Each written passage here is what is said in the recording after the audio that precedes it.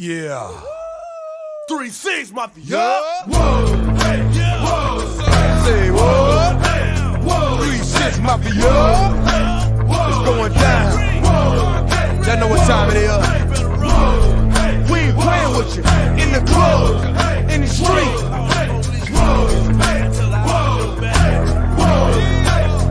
Shut up!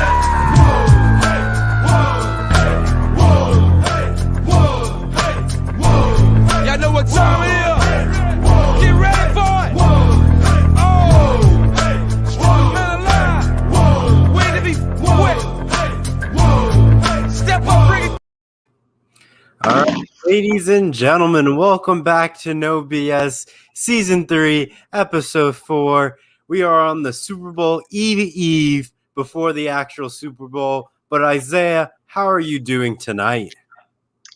Trevor, I am doing wonderful tonight, man. I can't wait for the Super Bowl. We are just 2 days away, and tonight I've been looking forward to this show for a long, long time because tonight is the night that I'm going to finally reveal my Super Bowl prediction. I haven't given my prediction yet on any of the previous programs here on the MI6 Sports Network, but tonight is the night that prediction will be released out to the public, so I can't wait. Let's get this going, man. I brought some treats with me as I prepare to make my Super Bowl prediction. We've got some Reese's Peanut Butter Cups, we've got a Twix bar, and some M&Ms as well. So got everything set up, ready to go. It's going to be a great show. A lot of great topics to talk about. So yeah, let's get into these topics. Well, we have to remind our viewers that, it's day 22 without Callan. We'll be keeping a lovely count here on No BS. So, give us the props until Callan returns. This image will continue to pop up. But, I've been excited to get back out here, finishing out the NFL season.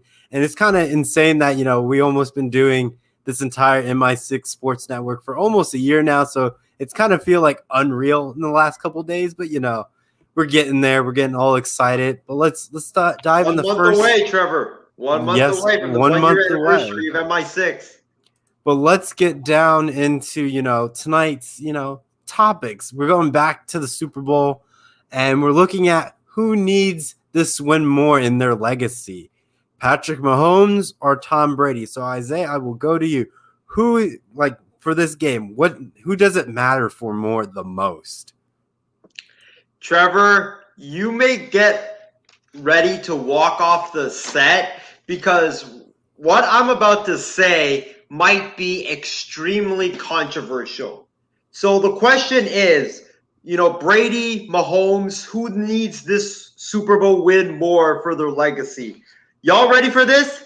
The quarterback that needs this Super Bowl win the most is one Tom Brady. Yes, that's right. I said it. Tom Brady needs this Super Bowl win more than Patrick Mahomes. And the reason why I'm saying this is because Patrick Mahomes, he's been in the NFL for 4 years now. He's been a starter for 3 years. And in those 3 years, the Kansas City Chiefs have made it to 3 AFC championship games. They've made it to 2 Super Bowls. And if Patrick Mahomes and the Kansas City Chiefs win on Sunday, that will give Patrick Mahomes and the Chiefs 2 Super Bowl titles in 3 seasons as the starter. That, ladies and gentlemen, is the greatest start we have ever seen to an NFL career in NFL history. Patrick Mahomes, he has a better skill set and tools than Tom Brady. He's got a way better arm talent than Tom Brady. He's got way better mobility than Tom Brady. The only thing that Patrick Mahomes lacks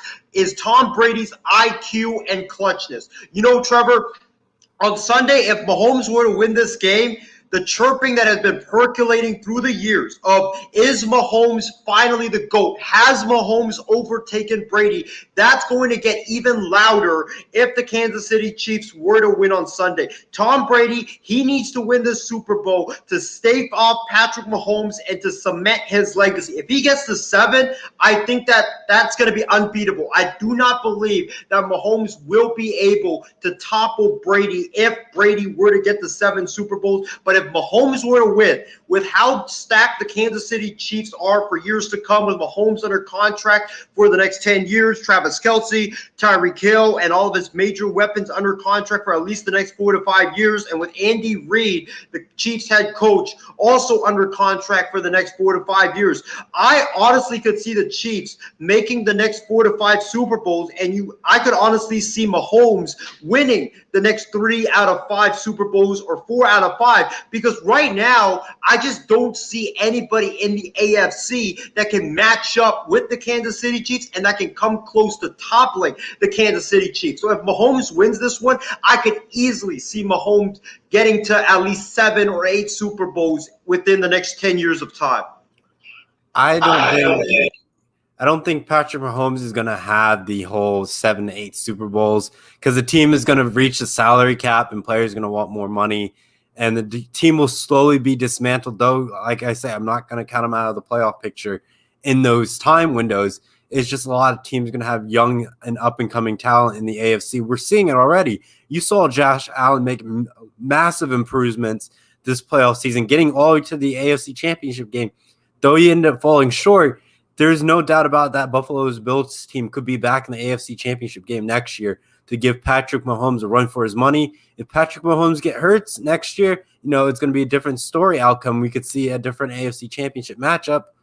But I think it's going to be more, like you said, it's going to be more on Tom Brady getting the 7th ring, and it's going to like his legacy is already cement. He already has 6 Super Bowls, already a top QB. The 7th is more of like saying he wasn't a system QB within Belichick, and he was the man, he was the guy, and he got Belichick all those rings. That's what it's going to be looking at when he gets the 7th one, and it's going to really change the narrative of super teams in the NFL. He literally took the Tampa Bay Buccaneers, got all these assets, and led them to the promised land.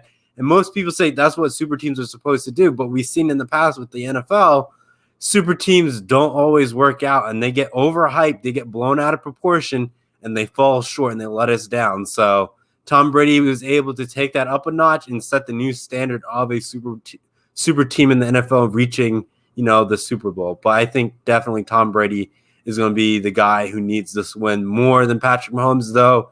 If Patrick Mahomes wins it, it helps him in that GOAT conversation for sure. Trevor, I am so thankful that you brought up that point about if Brady were to win this Super Bowl, it will show the world that he's not a system quarterback and that he didn't really need the Patriots system to, be the quarterback that he is right now. I totally agree with you on that. Tom Brady, if he wins the Super Bowl, if he wins this one, I think you can definitively say that Belichick needed Brady more than Brady needed Belichick, because if Brady wins this, Brady, we already know all the talent that he has. He will have that ring without Belichick, and he will, that ring will show that, hey, I didn't need Bill Belichick to be the greatest of all time. I could have been the greatest of all time, just by myself with a different coach. I just proved it to you right here. I won without Bill Belichick. I won with Bruce Arians, a coach that doesn't have any Super Bowl rings right now. So I could do it with any other coach. So I think it would just enhance Brady's legacy even more as the greatest of all time if he can win this Super Bowl on Sunday. And that would allow him to say, hey, I'm not a system quarterback. I won with Bill Belichick. I won with that system. And I also went elsewhere and I won as well. So I'm truly the GOAT. Yeah. It's definitely going to be interesting to see how this Super Bowl plays out. It's probably going to be, fingers crossed, to be a high-scoring Super Bowl. We've seen sometimes the Super Bowl gets really hyped up, and then we saw like the Patriots and Rams Super Bowl. It was an ugly game that was like looking like old school football, where it was like 10-6 at half. It was like ridiculous of a low-scoring game.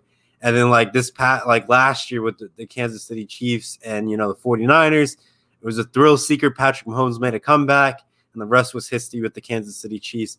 But I think this one is more of like Tom Brady, the seasoned veteran. He could get toppled down, so it could be looking like the whole, Joe Namath and, Johnny Unitas in Super Bowl III, where the veteran gets beat by the young up-and-coming stars. So it's like we have, but we'll see how history unfolds and, tells itself out. But now let's move on to our next, Super Bowl topic. Would you rather have Bruce Arians or Andy Reid to lead you in the Super Bowl game or just as a coach in general? Who would you take? Wow, this is a very tough question, and I spent a lot of hours pondering this question. Let's put all all of their accolades aside. Okay, we're not going to use the accolades argument. We're just gonna use the argument about who is the better coach, or who would you rather take to coach your football team without the accolades. You know what, Trevor? I'm going to say Bruce Arians. And the reason being is because these two guys, they're very, very close.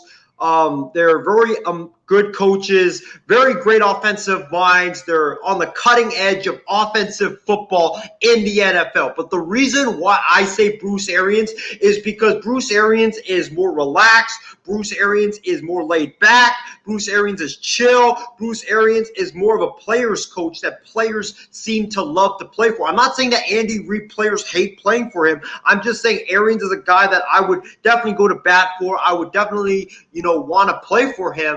And also, he's a guy that I think when we talk about coaching in the NFL, what do you need to do to win in the NFL? You have to be aggressive. And I think that sometimes, in the big moments when it matters the most, I feel like Andy Reid chokes in big situations and sometimes just goes conservative in big situations. Bruce Arians is not that guy. He's a guy that, whenever you have the big moments, the small moments, it doesn't matter. He will always go for it every single time. He's one of the most aggressive coaches in the NFL. His philosophy of no biscuit or no risk it, no biscuit. You saw how that worked out in Green Bay. If the Buccaneers did not go for it on that fourth down play with about, I think, 16 seconds left in the half, if they don't go for it on that one and they decide to go conservative and punt the football, I could make a legitimate argument that the Packers win that football game.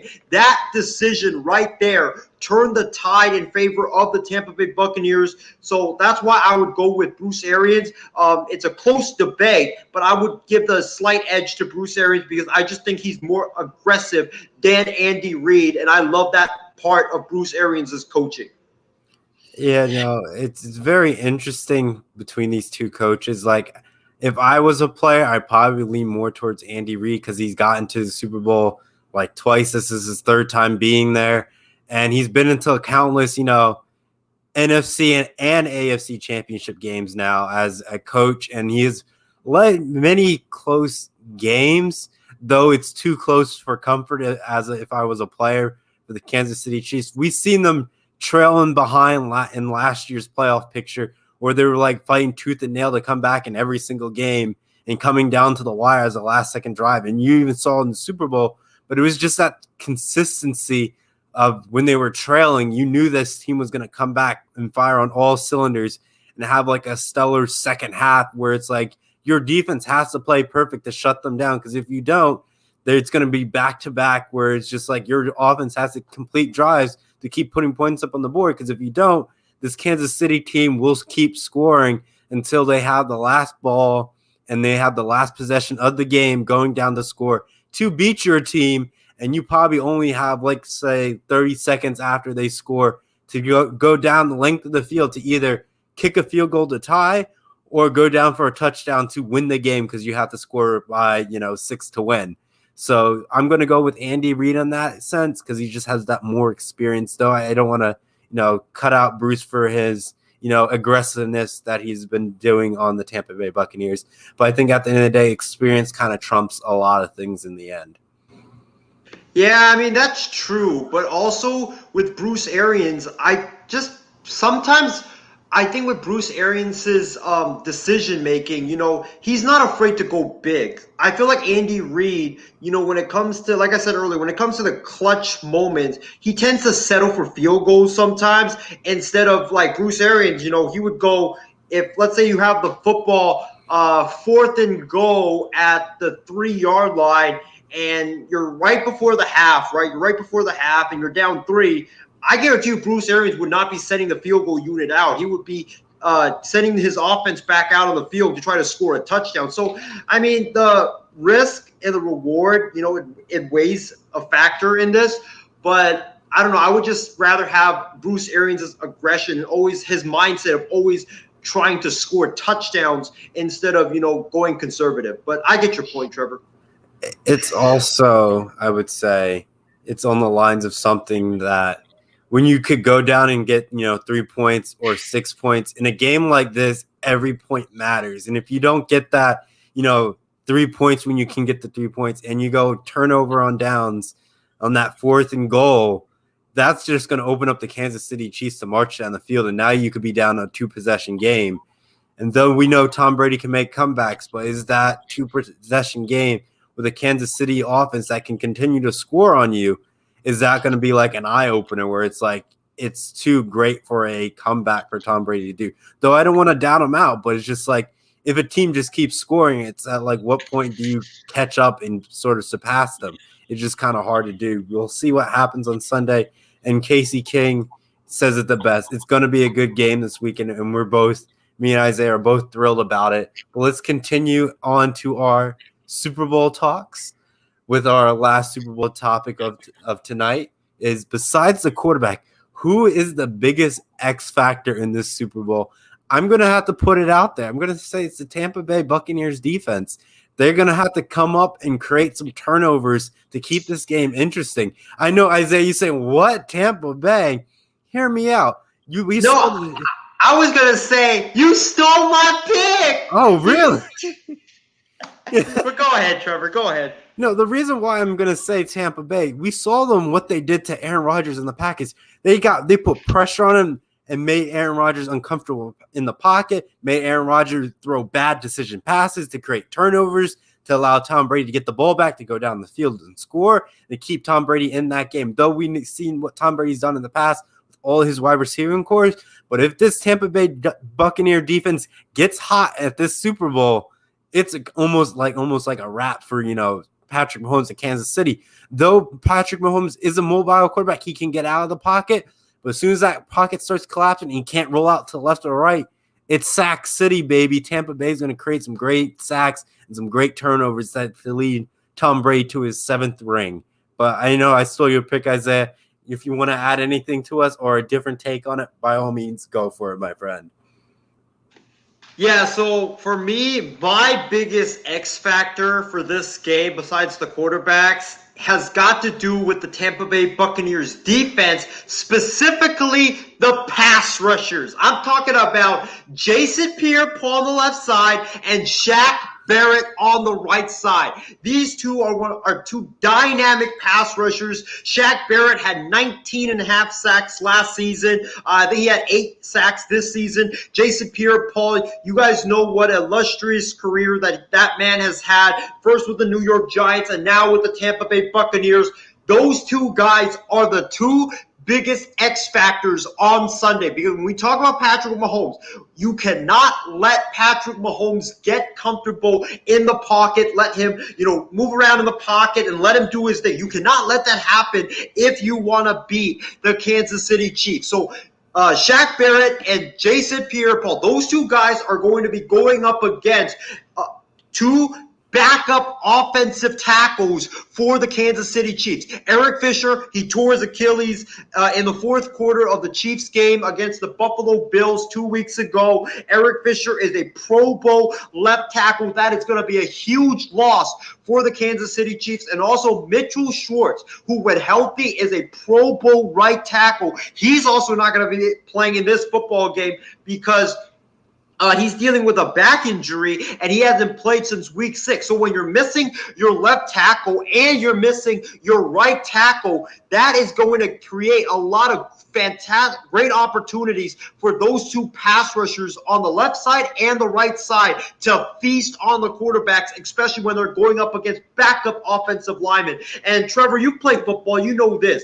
The left tackle and the right tackles are the most important position in football besides the quarterback, because those two are the ones that protect the quarterback's blind side. The left tackle protects the quarterback's blind side. The right tackle, he's there to protect the quarterback as well. So when you're missing your two tackles, that is going to be very, very tough to get through if you're the Kansas City Chiefs. I trust Andy Reid, with his genius offensive play calling, that he will be able to somehow, some way negate that deficit that they have on the offensive line. But if you're Jason Pierre-Paul, if you're Shaq Barrett, you gotta feast on Sunday, and you got to make Mahomes uncomfortable. You cannot let him get out of the pocket. You need to put a ton of pressure on Patrick Mahomes. You got to hit him a lot and make him uncomfortable and make him hurry passes and make him overthrow a lot of passes or underthrow a lot of passes. You got to put the heat on him on Sunday often if you want to have a chance to win this football game. That's why I'll say my X factor has got to be the two pass rushers, Pierre-Paul and Shaq Barrett. All right. That's a really good take in that sense. But, we got to continue moving on. I know there's other sporting events other sporting news that happened this week and that we're seeing that are building up some tension in the NFL. But we've gotten reports that the Philadelphia Eagles are receiving massive trades for Carson Wentz. This is a very interesting debacle that the Eagles could do and get some actually good picks to build this team up if they trade Carson Wentz to the right team. But at what is the stakes for Carson Wentz? And what would the Eagles get in return almost for just trading away Carson Wentz? It's not going to be like something for like Matthew Stafford where you got like 3 picks. You got like 2 first rounds and a third round from like, I don't know what you can get for Carson Wentz since he's so injury prone. It's like, maybe you get a second, maybe you get a third, but at the same time, you're definitely going to get multiple draft picks for Carson Wentz. But it's just like what rounds the Eagles are going to get. And if it's something good, does that mean like Jalen Hurts gets some key weapons to give him like a contention to control the NFC East? But I'm going to go into your pick and, where do you think Carson Wentz could land and what do you think teams are willing to give to get Carson Wentz?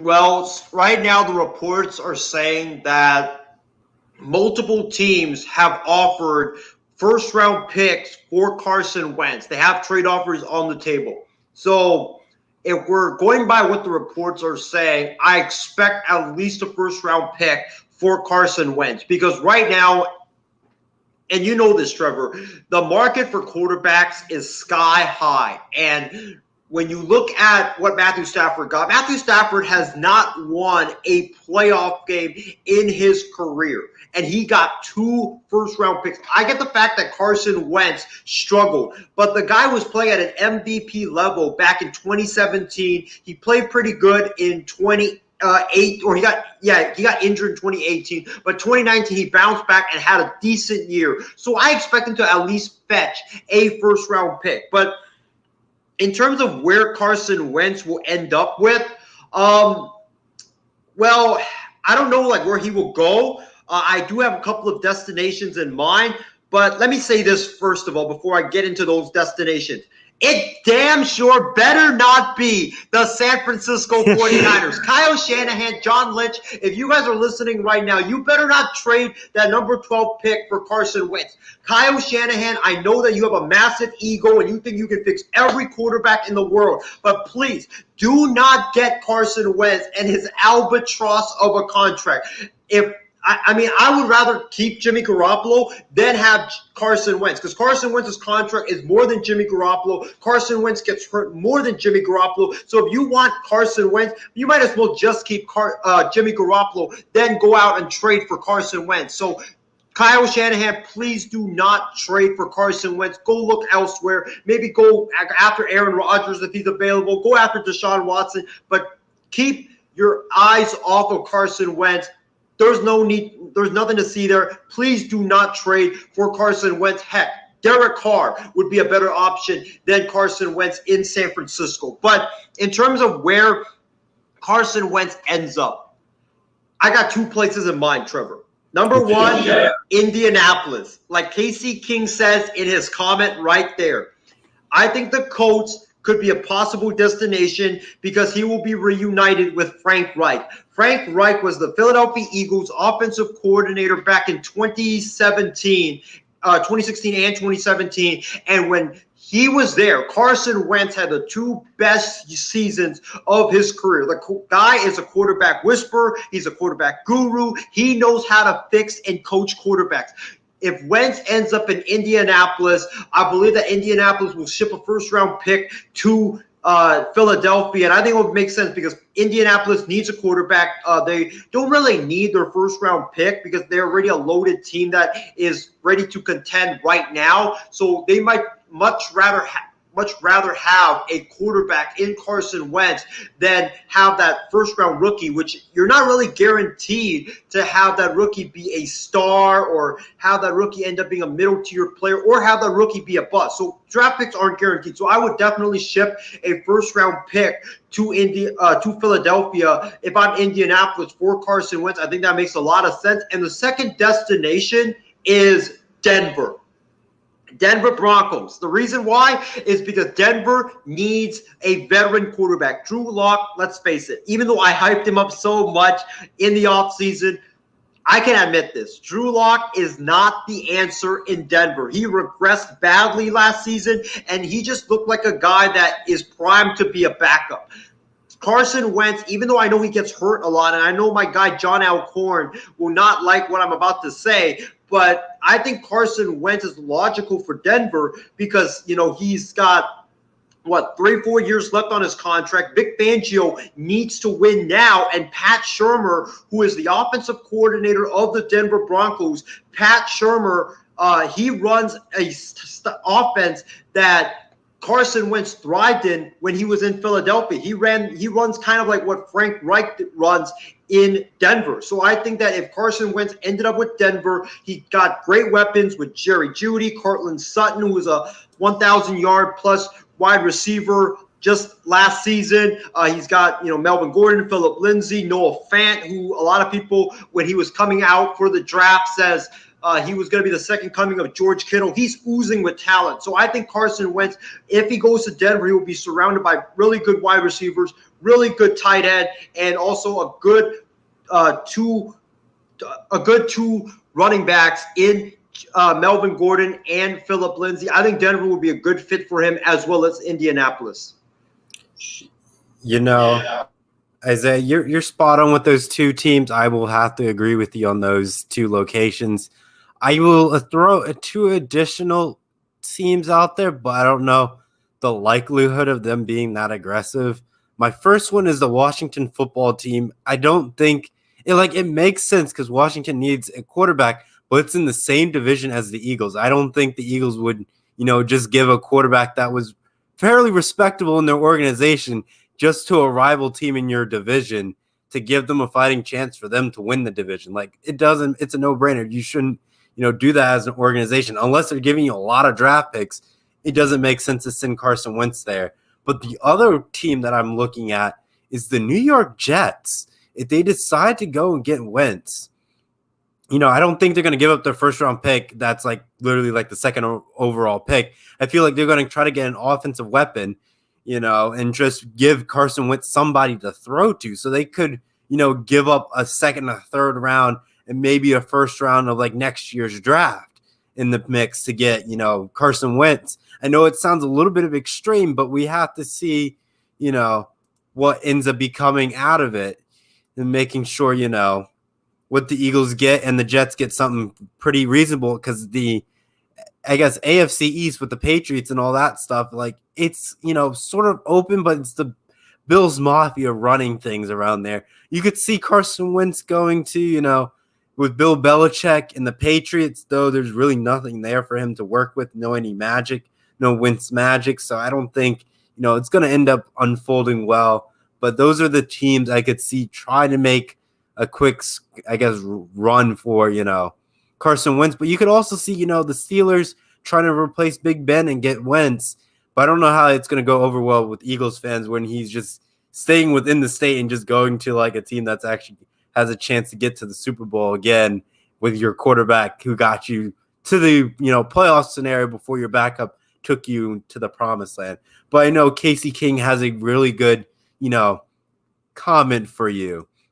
So his comment says, he was in his car listening to the radio talk show in the morning, and he heard that, Jimmy G could go to the Bears for, a draft pick. So what do you, think about the idea that Jimmy G could be a Chicago Bear, and the mess with Chicago has to deal with, Trubisky, Nick Foles, and now potential Jimmy G, a three-headed monster at the quarterback position, and not the best way of a three-headed monster that we all, dreamed or imagined of.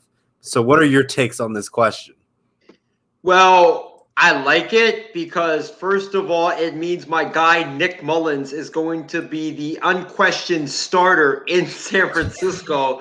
But all kidding aside, I like the move because I think that the Jimmy Garoppolo, I think he's done in San Francisco. The guy is just too injury prone. You can't really count on him to be able to start 16 games a season for you. And when he does start 16 games a season for you, Kyle Shanahan just doesn't have the trust in Jimmy Garoppolo to open up his playbook for Jimmy Garoppolo. He tends to be more conservative when Jimmy Garoppolo is the quarterback for the 49ers. So I think that with Kyle, his lack of trust in Jimmy, and Jimmy's injury issues, I just believe that Jimmy, it's time to move on from him. I think it's time for Kyle Shanahan to find the quarterback that he will have all of his trust in, and also he will be able to or be willing to open up his playbook for him. Because if you do what you're doing right now with Jimmy Garoppolo, I don't think the 49ers will win a Super Bowl with Jimmy Garoppolo, because Kyle is just too conservative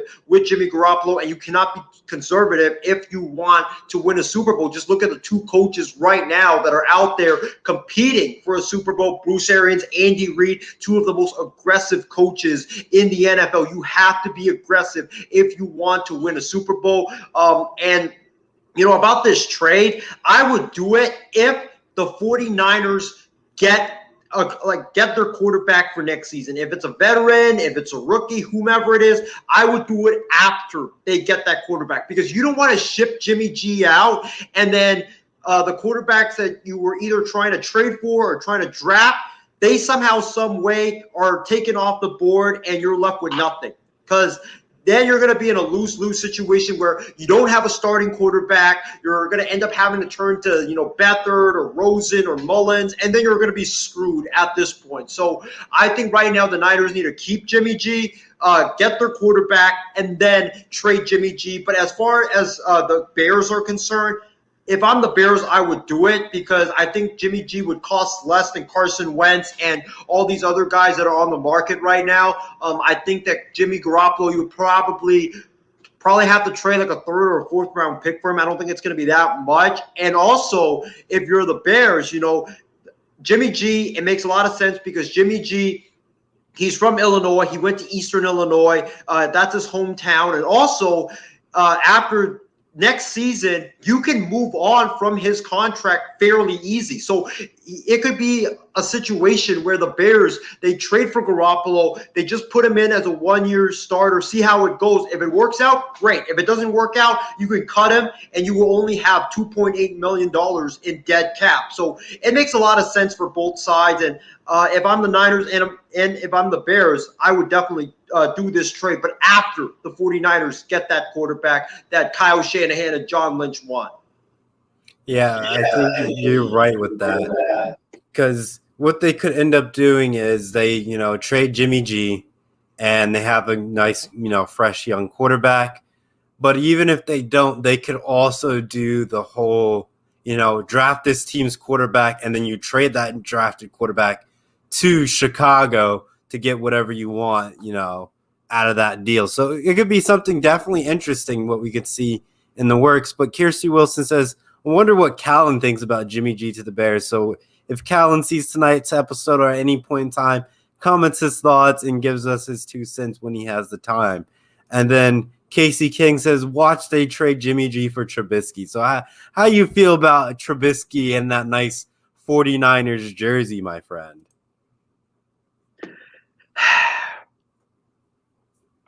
I know my guy Grant Cohn, that he came on our show, I believe it was in December. He mentioned Trubisky as a option for the 49ers. And when he said that, I winced because I was like, nope, no, no, no. I do not want Mitchell Trubisky anywhere near San Francisco. If Mitchell Trubisky is the option or Garoppolo, I'd much rather keep Jimmy Garoppolo because I know Kyle Shanahan, like I said earlier, he has this big ego where he thinks he can fix any quarterback in the world and make them the best quarterback to play in the NFL. But Kyle, you got to humble yourself, man. You got to have some humility. You cannot fix Mitchell Trubisky. Mitchell Trubisky is a flawed quarterback. I think that, he can have some success in the NFL if he's in the right system, but I don't think he's the guy that's going to be able to take you over the hump and win the Super Bowl for you. If I'm the 49ers, the guy that I go out and get is Derek Carr. I want Derek Carr on the 49ers. I know a lot of my Niner fans disagree with me, but the reason why I say Derek Carr is because, first of all, like Deshaun Watson, let me put this out there. It's not happening with the 49ers. Deshaun Watson's not going to be a member of the 49ers. I will be shocked if he ends up with the 49ers because the 49ers front office, if you look at their tendency, they don't like paying a lot for quarterbacks. And Deshaun Watson, the price will be through the roof with Houston. So that, I don't see it happening. Derek Carr, I could see it happening because I know the Raiders, they really, really want Deshaun Watson. John Gruden, very aggressive coach. Deshaun Watson, him and John Gruden would fit like a glove. I think that would be a perfect marriage. So I think that John Gruden is trying his hardest to offload Derek Carr, and I don't think that Derek Carr would cost that much than a Deshaun Watson. So that's why I would want Derek Carr. And also Derek Carr, for all the hate that he gets, Derek Carr has actually been a top 10 quarterback in the NFL. Just look at his stats. He had a great season this past season when he played for the Las Vegas Raiders. So he's no scrub. So I think that Derek Carr, if he comes to San Francisco with the running game, the wide receiving corps that the Niners have, the tight end George Kittle, the defense, I think Derek Carr would thrive in San Francisco. So I would much rather have Derek Carr, even though I know it's going to come at a, pretty hefty price, but not at the level of Deshaun Watson. I would take Carr over Mitchell Trubisky, Carson Wentz, and all the other guys that are on the market right now. Well, I guess I can add another quarterback into the whole mixture into this. So the quarterback I'm looking at is Tyrod Taylor. Where does he end up? Do the Chargers keep him, or does he, seek his way to a team who is looking for a quarterback and giving his chance for an opportunity to shine? I don't know what's going to happen to this man and his future in the NFL, but he got basically robbed from his, starting quarterback position with the, doctor puncturing his lungs, but he's still a healthy quarterback besides that. So if he's given another opportunity and you have already had the pieces built around, I think he may be a decent fit in, San Francisco if they want to go that route. I don't think they're going to go after him, but he's probably going to be cheaper, like probably one of the cheapest quarterbacks to get to your team if you want a nice, respectable starting quarterback. Yeah, I agree with that. I think he will be one of the cheapest quarterbacks on the market, but I just don't think he fits Kyle Shanahan's offense because if you look at Kyle Shanahan's track record with quarterbacks, he just hasn't had a mobile quarterback. I mean, besides RG3, who was, thrown upon him by the owner Dan Snyder, who forced Kyle Shanahan and Mike Shanahan, the head coach at the Washington Redskins at that time, to take RG3. They just don't like mobile quarterbacks. They like pocket passers. That's why guys like Matt Ryan, Kirk Cousins, Derek Carr, I think would be a much better fit in Shanahan's offense than Tyrod Taylor would be. Yep, and our fans are saying it the best where Tyrod Taylor could go. Kirsty Wilson thinks they're going to let Tyrod Taylor go. I think I'm in the same boat with that. He's going to go elsewhere. Same with Casey King. He's going to go somewhere else. But the question is, where does he go? And I can see Casey King's, I guess, Isaiah, you're going to get a Derek Carr jersey if he becomes a 49er. Well, Trevor, I don't even need to get a Derek Carr jersey. I have a 49ers Nick Mullins #4 jersey. So So if you're just gonna put duct tape on the back yes, of his car? Oh my yes. god. If that Derek Carr comes to the 49ers, you betcha I would just grab that jersey, put duct tape over Mullins' name, and then put Carr with white tape on it, and it'll be perfect. Maybe one day I should just get you a 49ers jersey with the #4 on it that just says Leon. Maybe one day, maybe it'd be a surprise birthday gift or Christmas gift when we do, Secret Santa again. But you have to wait and see for the futures to come. I'll definitely put it on your Isaiah Leon Christmas list. Fans, can you keep track of this for me? So when anytime Isaiah asks for a gift, put it on your notebook or notepad somewhere where you just keep a list of things that Isaiah Young would like or want. It makes it easier if I get him for Secret Santa or anything for his birthday. He's squared away, and it's from the fans who were able to keep track of this. So if you were writing this down, thank you so much. And, comment in the MI6, jersey, and not the jersey, in the comment section to make sure that, all happens for us. Trevor, Trevor, we have it on record. We have it on record, man. Or Leon Higgins jersey. Oh man, that's a golden comment right there by Casey. That really is. That is beautiful. All right, but I think that will do it at us for the NFL segment. Let's now move on to the game of basketball in the basketball world. I know the NBA season, we're getting, close to 25% of the way of the season becoming complete. But the Dallas Mavericks are 9-14, not looking great, sitting in 14th in the West, trying to call, scraping the barrel. But the interesting thing is, if they continue to lose and the luck of the lottery happens and they get the first overall pick, they do not get the pick in the first overall pick. That goes to New York. So this is like a winner-take-all scenario. Like if they lose, the Knicks starts to build a team. I was joking to Isaiah backstage before the show, like if the Knicks get that first-round pick, are the Knicks, quote unquote, trying to make a comeback and build a team? We all know it's not going to happen, but, I want to get on this hype train before it actually becomes, excited and hyped and people saying the Knicks are back. I want to be the first to lead this train off into the station. I want to be the first. But Isaiah, what do you think is going to happen to the Dallas Mavericks? Well, Trevor, I think that it's definitely time to panic in Dallas. The Dallas Mavericks, ladies and gentlemen, are in a whole world of trouble. Last week on this show, we had a similar question where we asked, are the Miami Heat, who were scuffling at that time, are the Miami Heat in trouble? And I said no in terms of making the playoffs because I thought that they would be able to get their act together, and then, get their act together and make the playoffs. But for Dallas, it is different because Dallas is in the loaded Western Conference where it is stacked from 1 through 11.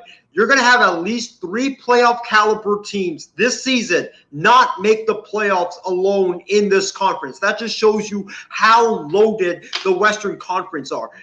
You have right now in the West, if I can pull up the standings real quick, computer is a little bit slow, but oh, there we are. You have the Utah Jazz, who are 17-5. They're in first place in the Western Conference. Big surprise. Then you got the LA Clippers, who are 17-6. They're in second place. The Lakers, 17-6. I think, Trevor, we can both agree that the Lakers, Clippers, and Jazz are pretty much locks to make the playoffs at this point.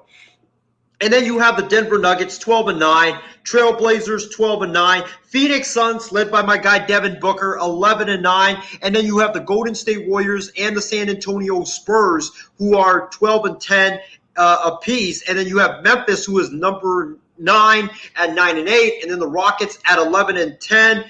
And then you have New Orleans and Sacramento dueling it out for 11-12 at 10-11 and 9-12 respectively. Dallas, if you look at the Western Conference right now, the Western Conference is just really, really stacked. Out of these teams that we listed, Jazz, Clippers, Lakers, Nuggets, Trailblazers, Suns, Warriors, Spurs, Grizzlies, Rockets, Kings, Pelicans, and Dallas, you're going to have at least have like 3-4 teams not make the playoffs. So Dallas, they better get their act together if they want to get to the playoffs this season. Right now, Dallas is 9-14. Like Trevor mentioned, they're sitting 14th in the Western Conference. And when I watch the Dallas Mavericks play, I watched their game last night against the Golden State Warriors. They just look really discombobulated right now. You know, Luka Doncic, he is doing his thing. He is showing his greatness each and every night, but he's the only one right now that is making an impact for the Dallas Mavericks, and he's not getting any help. I know the Dallas Mavericks, they've struggled with injuries, they've struggled with COVID, but it's still not an excuse to have one of the middle-tier offensive teams in the association, especially for a club like the Dallas Mavericks, who have a lot of offensive firepower. Dallas right now, they are ranked 16th in the NBA in terms of offense, and that's not even the worst part of this. The Dallas Mavericks, who were pretty questionable and suspect on defense last season, they've gotten worse this year as they are currently ranked in the bottom 10 of the NBA in terms of total defense. They're giving up 125 points per game. And Trevor, you know this. You cannot win in the NBA when you're giving up 125 points a game. You just can't. You cannot win when you're giving up that much points and you're not scoring at the record pace that you were scoring last season. So that's why the Dallas Mavericks have been a disaster this entire season. And also, Kristaps Porzingis, he is not the same player that he once was. And I think we have a video in the archives that I would like to show, but just, ladies and gentlemen, check this out. This was Kristaps Porzingis yesterday night against the Golden State Warriors on defense. Third three of the night. He's got 18 in this first half. Dallas has pushed it to an 8-point lead. Here's Wiggins, gets by Porter. Warriors down 2. Stephen Curry back on the floor. Nice finish. Good. Side out by the three-point line. Now going to work inside the paint. He is the top scorer in this game. Brunson has 17 on the board. Oubre. Oubre goes with the right hand. Do it by themselves, and again, they're last in the league in shooting threes. They're last in the league in rebounding, close to last in assists. Bang. You guys see that right there? That was Kristaps Porzingis last night. You know, injuries have sapped him of his athleticism, as you guys could clearly see right there from that video. The Warriors continued a trend that other teams in the NBA have been doing since Porzingis came back from that knee injury, and that is target Porzingis on defense. As you guys saw in that video, Kristaps Porzingis is extremely slow. He's unagile, and teams are just picking on it. They're driving by him. They're, picking on him in one-on-one situations and trying to get him to guard them because they know he's a major liability on defense, and he's part of the reason why Dallas right now is just so atrocious on the defensive side of the ball. And Rick Carlisle and his coaching staff, they need to get this figure it out, and they need to find out a way to get Porzingis more help, whether it's in the low post or have some players back him up when teams decide to target him in the mid-range game. They've got to get things figured out in a hurry, because if Dallas continues to struggle like this, like they are right now, they might dig themselves a massive hole that when they eventually do get their act together, I think that it will be too deep for them to climb out of that hole. So they better get their act together quick.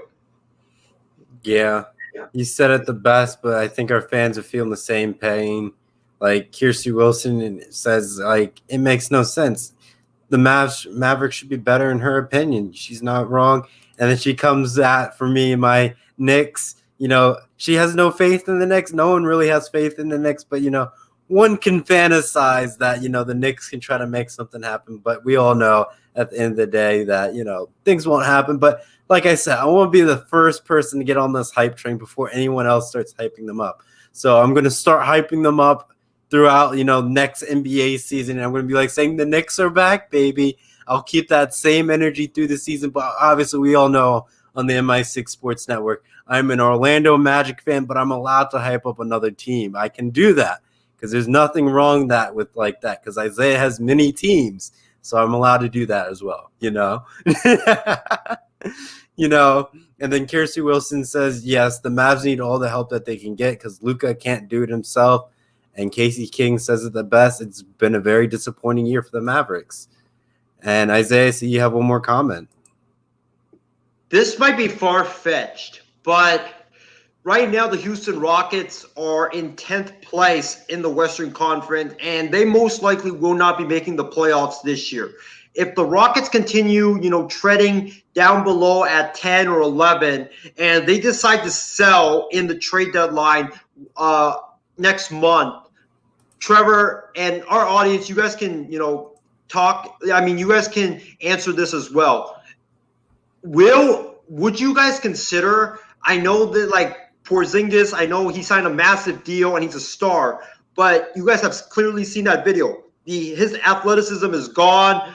He's not the same player that he once was. Would you consider trading Porzingis for DeMarcus Cousins of the Houston Rockets? Because I know the Mavericks, they need another big man. They need a guy that can, block shots, defend the rim, and also is agile enough to come out to the three-point line and guard either guards or big men at the three-point line. So would you consider a Porzingis for Cousins trade? I don't think that would be a good trade. But Kirsty Wilson says her pick is, and maybe I'm going to have to agree with that. But at the same time, you saw his athleticism out there. Like, why are you adding dead weight to your team if he's not really that healthy? And it's like you're having a player that can't play defense, leaves the lane wide open, and you're Houston, and you really have nothing going for you. So, like, yes, you're bringing in a good, strong name, and like what he's able to do on the court, but his defense is not there. And you need 5 players to play basketball. You need all 5 players to be healthy and contributing, because as soon as that one player is like slacking off, is not like 100%, it will be exposed and teams will keep going at it 24/7 until you pull that player off the court. So I'm going to have to say no in most cases, but if this injury improves and he slowly gets back to his better self, you could see him get traded, but I don't think any team would really want dead weight moving on the court. Yeah, Trevor, I tend to agree with you on that, but the only reason why I brought up Cousins is because I think the Rockets will trade him at the trade deadline because he's on a 1-year contract, so they want to get some assets back for him instead of letting him walk in free agency for a pretty decent contract that he's going to get. But if you're Dallas, I think you got to look at trying to get some help in the front court when the trade deadline comes, because Porzingis is not the answer. I mean, you saw that video. Teams are just beating him, and he's just a liability right now down low. All right, let's move on to our next segment. I will get us, on the roll for the next segment. So we're looking at, All-Star Weekend. That's in March. We're a good solid month away, but we got to look at some of the players that are appearing in this All-Star Weekend. So I'm pretty satisfied with All-Star Weekend looking at the lineup. So pretty respectable, front court for both teams. And then you have the guards, very respectable, all up-and-coming stars with some veterans in there. So I'm not, displeased on what I see, but, it's going to be something interesting. Obviously, we know All-Star Weekend, every time it's a high-scoring game. So we're not going to be, disappointed by that. So all these good star players, hopefully they're healthy and they don't have COVID by the time we get to All-Star Weekend. But, Isaiah, what do you think? Because for me, I am satisfied with this. If this was, All-Star Weekend was tomorrow, I'd be satisfied with some of these players being in All-Star Weekend. But let me know what your thoughts are on the matter.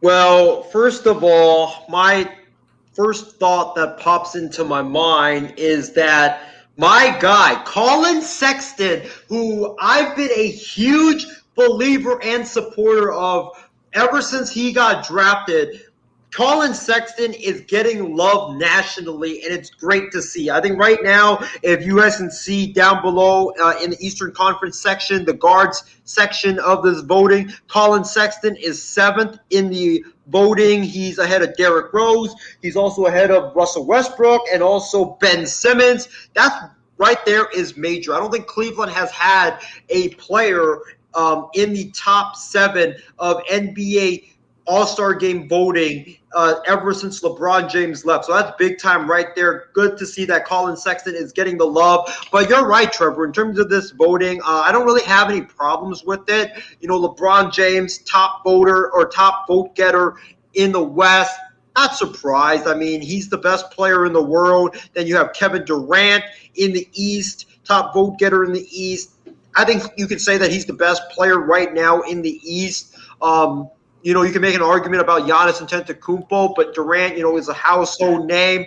He's a guy that everybody knows, and he's having a major comeback story right now after tearing his Achilles a couple of years ago. So Durant, Giannis being the 2 top vote getters in the East for the front court makes a lot of sense. Embiid, him being 3rd, I could see it because of how well Philly is playing right now. Also the West, you know, Jokic, Leonard, number 2 and number 3 in the front court for the West. No problem with that. The guards for the West, you have Steph Curry, Luka Doncic, Damian Lillard. No problem. For the East, I kind of have an issue with Kyrie Irving because I think that James Harden, Jaylen Brown, and even Zach LaVine should get more love over Kyrie since Kyrie hasn't played that much and he's been just full of drama, full of negative drama. So I would say that, like, if I had to pick a surprise, it would be that Kyrie Irving is number 2 in Eastern Conference guard voting ahead of Harden, Brown, and LaVine, and even Trae Young. All right, and then Kirsty Wilson says she's not looking forward to All-Star Weekend without the fans because it's going to feel a little strange.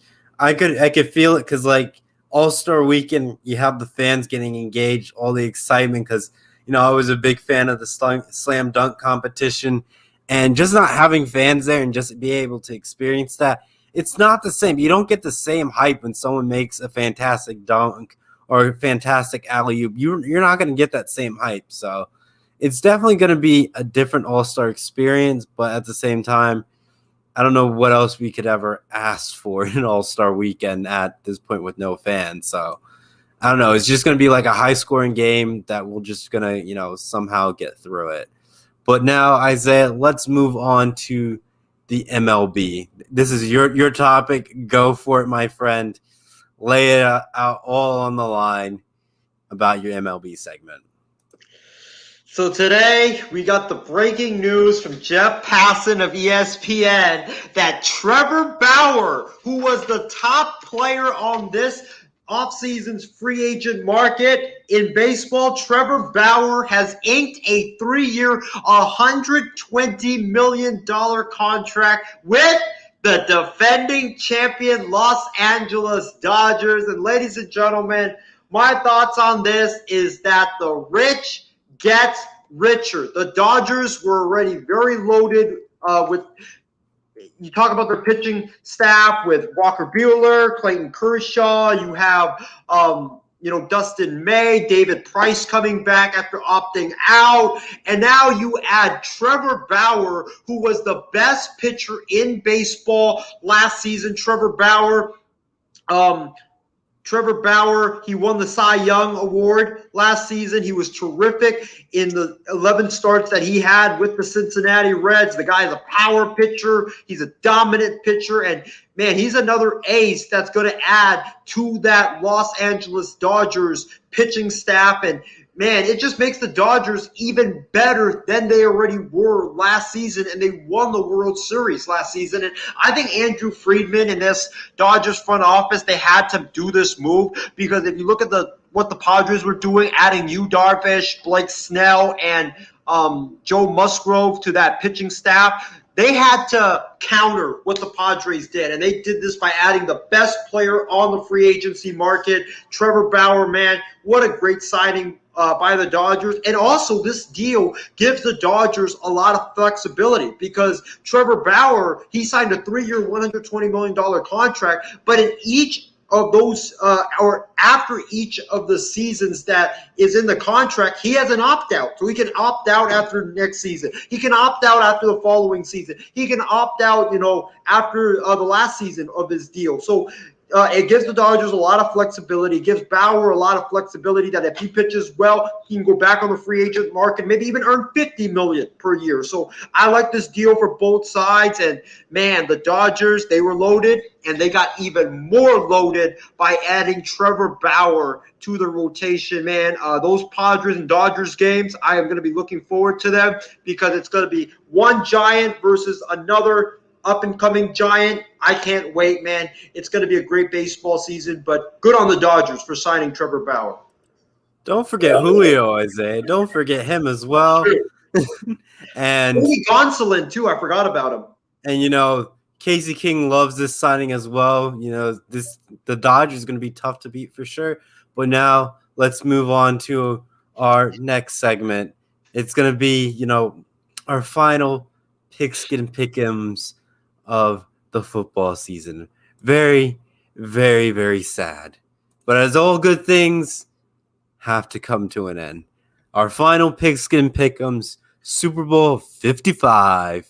We have the Chiefs and the Tampa Bay Buccaneers. Before we get to me and Isaiah's pick, Furman commented his ahead of time before the show went underway, but he selects the Kansas City Chiefs to win 38-27. Very reasonable score. I can get behind that. Solid game by the Chiefs, but I don't know. But Isaiah, I'll go to you. Who do you think will win the Super Bowl and hoist the Lombardi Trophy? First of all, this is very sad that it's our final pigskin pick'em segment of this football season, man. We've had so much fun during this segment with so many props being brought out to showcase our picks. And you guys know that we could not end this pigskin pick'em without another prop being brought out. Trevor, I'm pretty sure we'll have a prop. But ladies and gentlemen, my pick to win Super Bowl 55 is ahoy, mateys!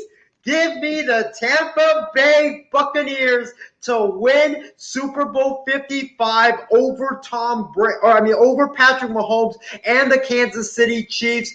This game is going to be all about offense. I think it's going to be similar to the Super Bowl of 2017 where you had the Philadelphia Eagles and the New England Patriots face off, and it ended up being an offensive shootout, and it ended up with the team that got that one stop, that one pivotal stop in the final fourth quarter won that football game. I think that's exactly how this game is going to come down to. It's going to come down to that. Who gets that one pivotal stop in that fourth quarter? The defenses, let me tell them right now, they don't even need to show up until the fourth quarter because it's going to be all about the offense in this football game.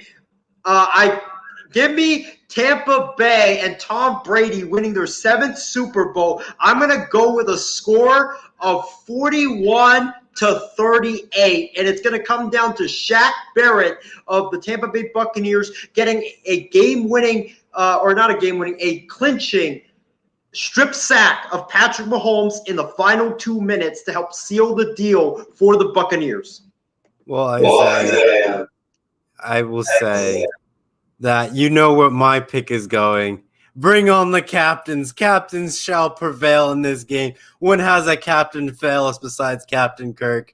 But we know that when a captain steps up in the game time, he knows how to sail because he knows how to survive Captain Crunch. So he's going to be able to prevail in this game. So the Tampa Bay Buccaneers are going to take care of business because it's Tom Brady. You don't doubt the man. The only quarterbacks that are able to beat him were quarterbacks from the NFC East, or were the only quarterbacks to really beat him. No other quarterback in any other, division has toppled Tom Brady in the Super Bowl ever.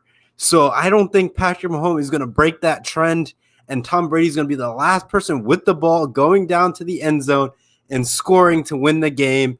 And Tom Brady will hoist his 7th Lombardi trophy, and it will be history. And he probably will not retire and probably try to press on for an 8th. So that's how I'm going to see it. Tom Brady is going to try to make something magical happen to get the 7th. And as I say, captains, we shall sail forth to greater beyonds.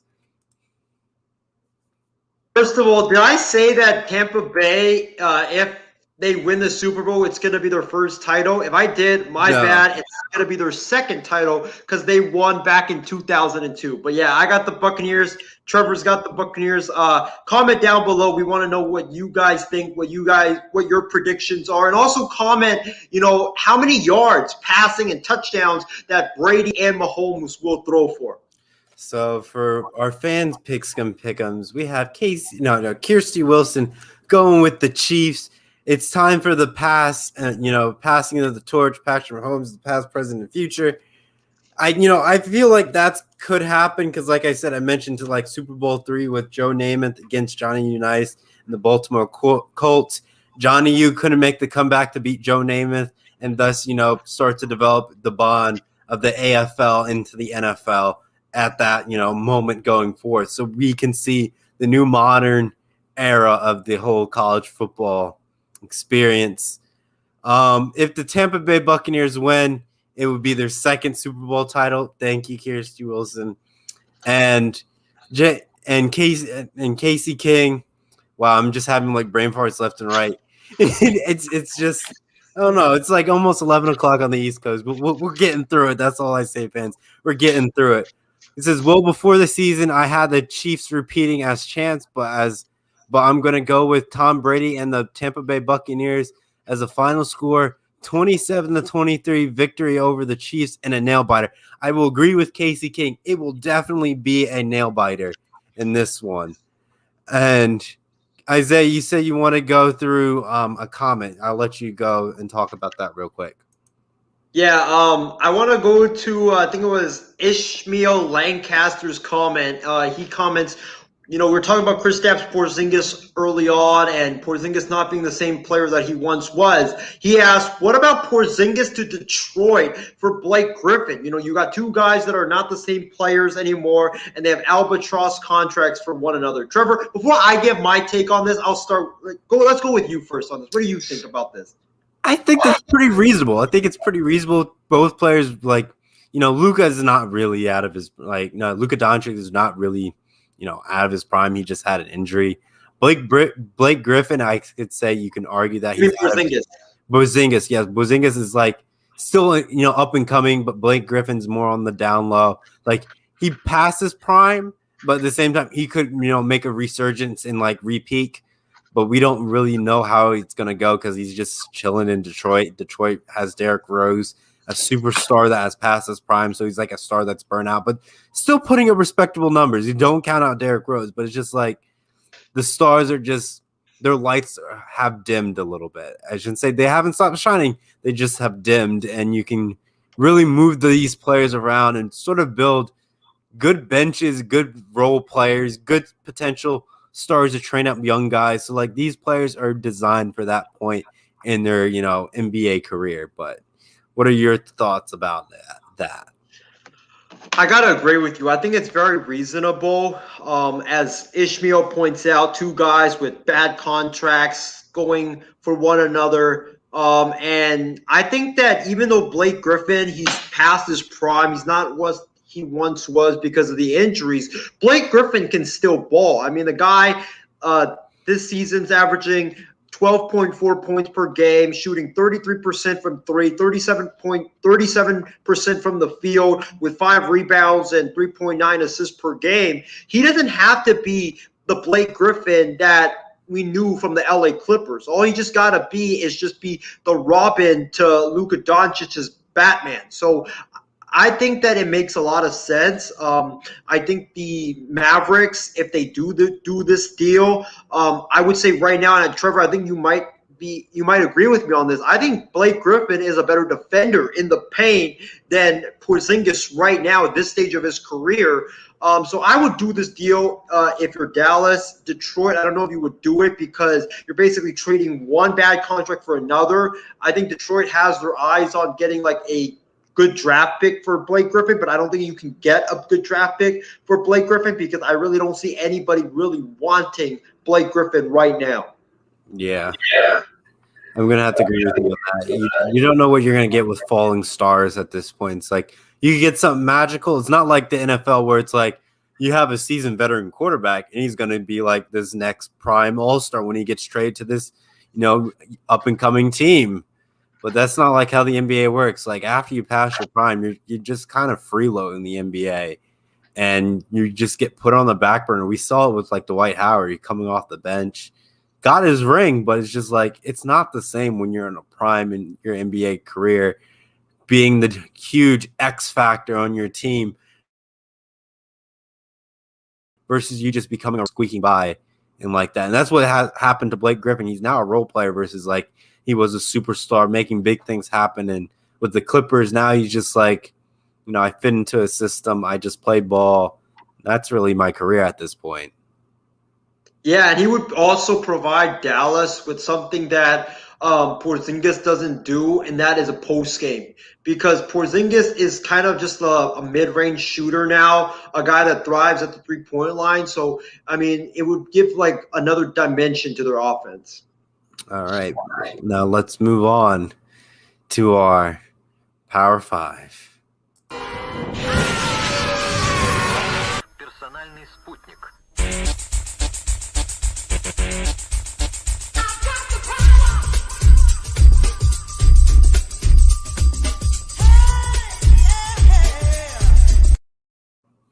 So, Isaiah, I know we are on the Super Bowl Eve, but for our Power 5 segment to help our glorious fans out there prepare for the Super Bowl, our Power 5 segment is Super Bowl party foods. Obviously, we're still in COVID, but, we can still have a Super Bowl party with ourselves and have some good snacks. So what would you do at your own Super Bowl party? What food would you bring, Isaiah? What food would you bring to the MI6 Super Bowl party? Well, a lot of my choices might surprise you guys and make you guys walk off the set, so just be ready. But let me go through a couple of honorable mentions. How many honorable mentions do you have? Yes, honorable mentions before. How many do you have? I got 2. Okay. 2 honorable mentions, yes. First honorable mention, it's got to be the Reese's Peanut Butter Cups, man. You got to have, like, chocolate, as at a party. It's kind of like appetizer snacks, like just people can, use their hands and eat it while watching the game, and it's perfect. And also I love, peanut butter and chocolate. It's a perfect combination. The second honorable mention that I have on this list has got to be brownies. You got to have brownies, man. Brownies for dessert, man. At a Super Bowl party, you just got to have that. So that's the 2 honorable mentions that I have. Number 5 on my list, Trevor, it's got to be the Lay's barbecue chips. You need to have that at a Super Bowl party. I love the Lay's barbecue chips. It's one of my favorite chips that I love to eat. It's so it's sweet and it's kind of has that hickory barbecue flavor. It's just super good, and it's perfect for eating it while standing up and watching the game. So you got to have that. That's number 5 on my list. Number 4 is a combination of hot dogs and hamburgers. Those two are a staple of not just Super Bowl parties, but at parties in general. You just got to have hamburgers and hot dogs at every party. So that's number 4 on my list. Number 3 on my list is the lemon bars. Yes. I mean,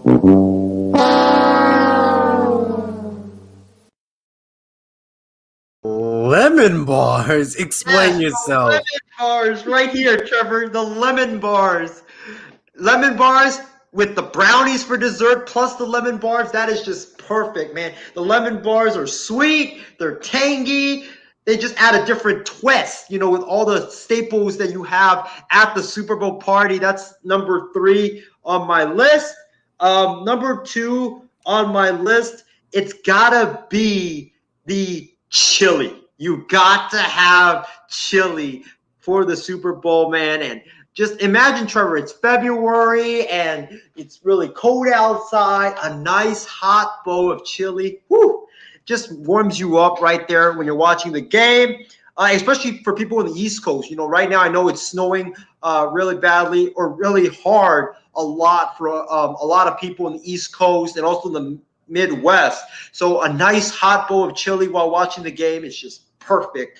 And number one on my list, Trevor, it's got to be the baby back. No. It's the barbecue ribs. The ribs. Well, you switched it. Oh. Well, baby back ribs and ribs are kind of are they the same, right? They're the same, but like it's the meat that's like it's the same meat, but it's like how it falls off the bone is different. That is true, but I would rather have like regular ribs than baby back because baby backs are kind of like they're really tiny. So those are riblets, really tiny. The riblets are tiny. Yeah, baby back is like I guess decent size, probably something about like this big, but like it's just more fall off the bone. And then if you have like the traditional regular ribs, you gotta work them. Yeah, dude. But yeah, I'll take the ribs as my number one, man, with dripping in barbecue sauce. I mean, my gosh, it's just making my mouth water just thinking about them. Yeah, but ribs are number one with, I believe I said, man, I'm already forgetting what I said. Chili number two, lemon bars number three, hamburgers and hot dogs number four, and the Lay's barbecue chips round out my power five. All right, let me get mine. All right. I got my notebook here. Had to do some food analyzing to figure this out. It took some time. Got some solid numbers right here. But we got to start off every Super Bowl party off right. All right. So number 5 is the veggie platter. You got to make sure you have your celeries, your carrots, broccoli, some ranch dressing. That's why you have the veggie platter. It's at every cookout, every party that I see. If you don't have a veggie platter at any type of party, it's not really a party. Let's be real with people, all right? Number 4, at every get together, pizza. I guess I already said it. Pizza. You gotta have pizza at these parties. I understand it depends how many people that you have, but if it's a nice group of friends that are together, you gotta get pizza to celebrate the Super Bowl in that sense. Pineapple and ham pizza, Trevor. You know you want that. No, we don't want ham pizza. That is nasty. John, I see you. No veggies. You tell me you don't want a nice celery stick with some hot wings on the side and ranch dressing? I don't know, John. I don't know. Number 3 on this list, I think this is more sweet and dear to my heart, is sandwiches. Think about an Italian sub, a turkey sandwich, or a ham sandwich, roast beef. You have all the different sub sandwiches. You cut it off and you put it like on a nice platter, make it look fancy. Get some oil and vinegar, and voila, sandwiches are always good to have at these Super Bowl parties. Number 2 is the old reliable, the one that you can't leave without. And if you leave it without, is it really a Super Bowl party? Chips and salsa. You got to have chips and salsa. If you don't have chips and salsa, it's not a Super Bowl party. You could also swap the salsa out with guacamole, because I know some people love guacamole. So I will throw guacamole within that, number 2 spot right there with chips and salsa, and then we can throw in guacamole. But the king of the crops, the king of the kings, the lords of almighty of Super Bowl foods is the hot wings. Hot wings are perfect. Oh, I can't, John said queso. You can't forget queso either. I think you are right, John. Queso, you can't forget queso as well. But the hot wings make Super Bowl a Super Bowl. It's like beer and wings. You can't have them without each other. You have to have hot wings at these parties. Isaiah, I see you have your question, but you're going to have to wait because my hot wings are going to be hotter than your hot takes. It's going to be on the hottest scale of Buffalo Wild Wings because that's how hot my hot wings need to be to put you in your place in your hot takes. But that's just me. That is my power 5. I have wings at number 1, chips and salsa number 2, number 3 sandwiches, number 4 pizza, And number 5 is the veggie platter. I see you have the MI6 food bowl out for our fans. What do you think? This is the legendary chips and salsa, but it's got the cheese sauce, it's got the guacamole right there, and it's also got the salsa in the other end zone. But Trevor, the thing that I had to respond to your fabulous Power 5 list was the buffalo wings. And Trevor, we've been doing this show for like No, because you can't handle spiciness. I know you. Yeah, You I can't handle can't spice. handle spiciness. So if you had, I'll give you some milk. I'll give you some milk. Don't worry, Isaiah. I'll give you some milk. Don't you worry. You'll get your milk. if you had Buffalo Wild Wings at the party, I guarantee you, I would not even be watching the game. I would be, trying to chug milk at a rapid pace because my mouth would be burning hotter than a volcano. So Trevor, I love you, but no wings, please. I cannot handle that spicy. I can't even handle hot Cheetos. Hot Cheetos to me is already like way hotter than that is on my, spice index. So I can't do it, man. I cannot do it. All right, we'll figure out how to man you up for some hot wings in the future. But that is, when No BS does hot wing challenge, where we just sit and probably eat hot wings and talk about sports as we progress on the hottest scale of hot sauces in the land. But that is for another episode, for another time. Sour wings. Soured wings. Sweet and sour wings. Why sweet and sour? We're going to the hottest of hot. We're going to make your mouth burn, Isaiah. You're going to need ice cream to salve the burn, my friend. You're going to need that ice cream. Well, let's read some of our fan comments. Kirsty Wilson said mozzarella sticks. Her number 4 is, the cheddar cheese curls, Chester Cheetos and this cheese puffs. You can't forget those. Number 3 is the barbecue potato chips. Good selection right there. Number 2 is the nachos. It's like chips and salsa, but it's like nachos. I feel like it's literally the same thing in reality, depending on how you want to put it. And her number 1 is chicken wings. See, Isaiah, the chicken wings prevail. And her honorable mention is pizza pockets. Very, very, very good. Casey, and then John comes in sour wings. What is that? Isaiah said sweet and soured wings. So, with the Chinese food out there, sweet and sour chicken. So it'd be like that, but for your wings. Casey King's, his Power 5 is mozzarella sticks, barbecue wings, chips and salsa, popcorn, and Italian sausage. But from there, I think that will bring us to, unless you have any more comments that you want to add, Isaiah, and his honorable mention, Casey King, is pizza. But Isaiah, do you have anything else to add before we move on to our final thoughts? I gotta also add one more honorable mention. I can't believe I forgot this. I cannot believe I forgot to put this, in my list, and that is the nachos. You cannot have a Super Bowl party without nachos. I mentioned like hamburgers and hot dogs, chili, and everything else, and I left out the nachos. I mean, my gosh. And that will do it as for our Power 5 segment. Now, let's move on to our final thoughts.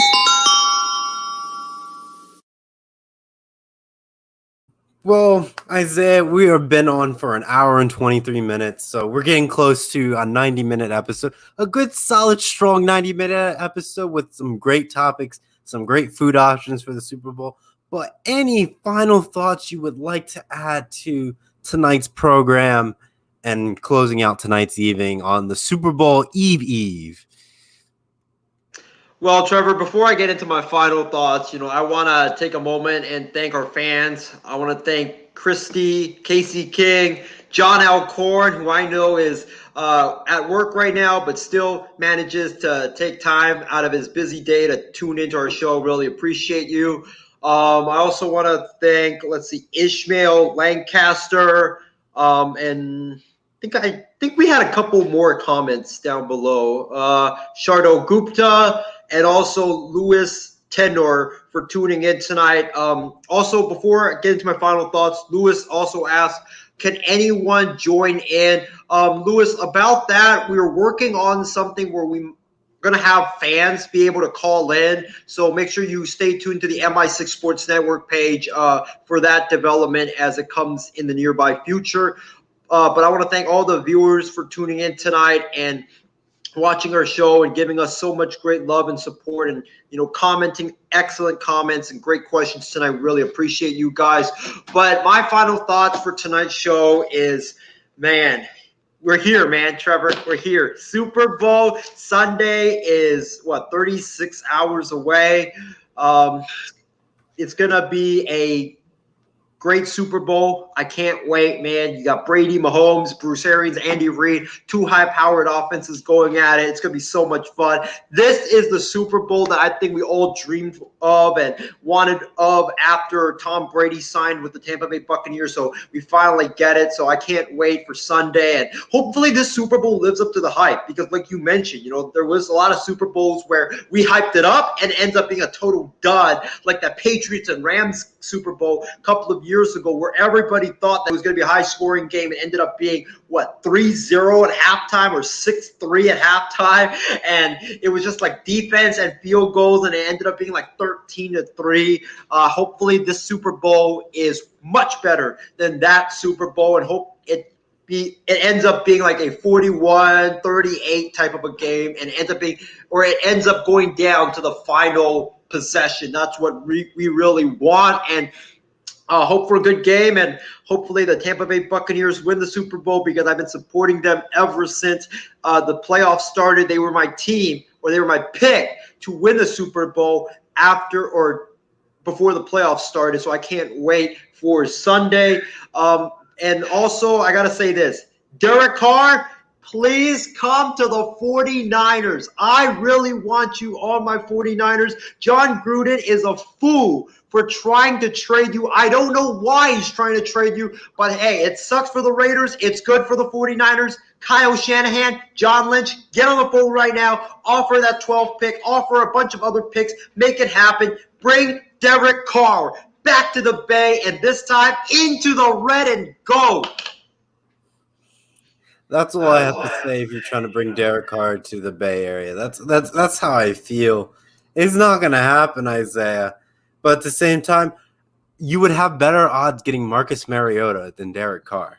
You have better odds of getting Marcus Mariota. I'll just put that out there. And let that soil your dreams of Derek Carr being on the 49ers. Let that seep in.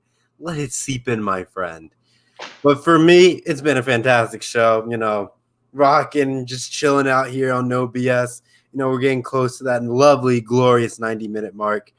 We have our glorious shows in the MI6. Make sure you tune in Monday, Wednesday, Thursday, Friday, Saturday, and Sunday with all of our great shows like Wild Sports Talk on Monday, Wednesday. And you have, that one dude with John Alcorn on Thursday, back out here with, on Friday with No BS with me and Isaiah and Furman.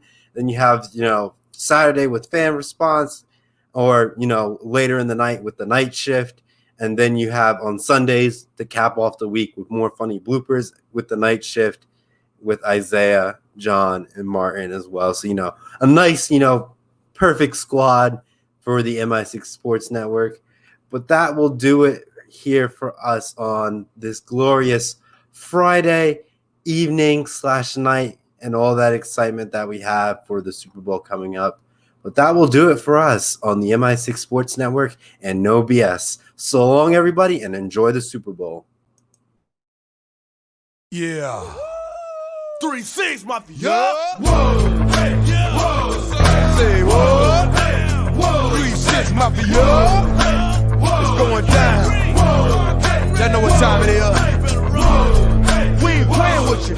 In the club, in the street.